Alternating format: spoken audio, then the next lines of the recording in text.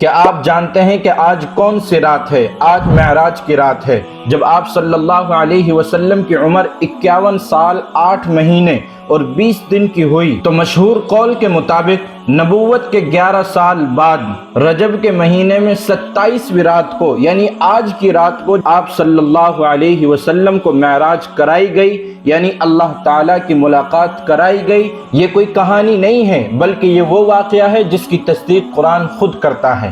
معراج کا وقت وہ وقت ہے کہ جس وقت مسلمانوں کو نماز جیسی نعمت ملی۔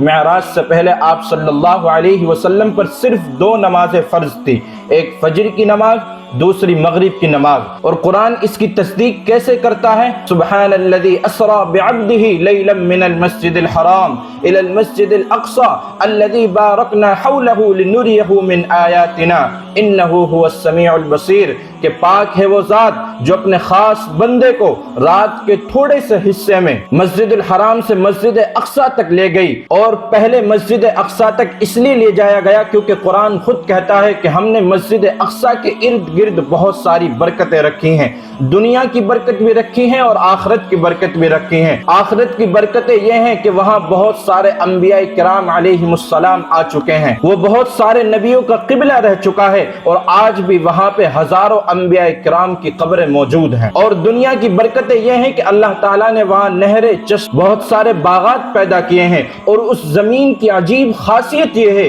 کہ اس زمین پر جس کا قبضہ ہوتا ہے سمجھو کہ پوری دنیا میں اسی کی حکومت ہے۔ اور آپ کو مسجد حرام سے مسجد اقصی تک براق پر لے جایا گیا۔ براق ایک ایسی تیز رفتار سواری تھی جو بجلی سے تیز چلتی تھی، اور پھر مسجد اقصی سے آپ کو آسمانوں پر سیڑھی کے ذریعے لے جایا گیا، یعنی لفٹ کے ذریعے لے جایا گیا، اور پھر اللہ تعالیٰ نے آپ کو آسمانوں پر بہت سارے عجائبات دکھائے، بہت سارے نبیوں کی ملاقات ہوئی، آپ کو جنت دکھلائی گئی، جہنم دکھلائی گئی، ایک سے ایک عجیب واقعہ آپ صلی اللہ علیہ وسلم کے سامنے آیا۔ میرے بھائیوں، آپ بھی اگر اپنے ایمان کو تازہ کرنا چاہتے ہیں تو اس واقعے کو ایک بار ضرور پڑھیں۔ اللہ تبارک و تعالی میرے اور آپ کے دل میں حضور صلی اللہ علیہ وسلم کی عظمت کو پیوست فرمائے۔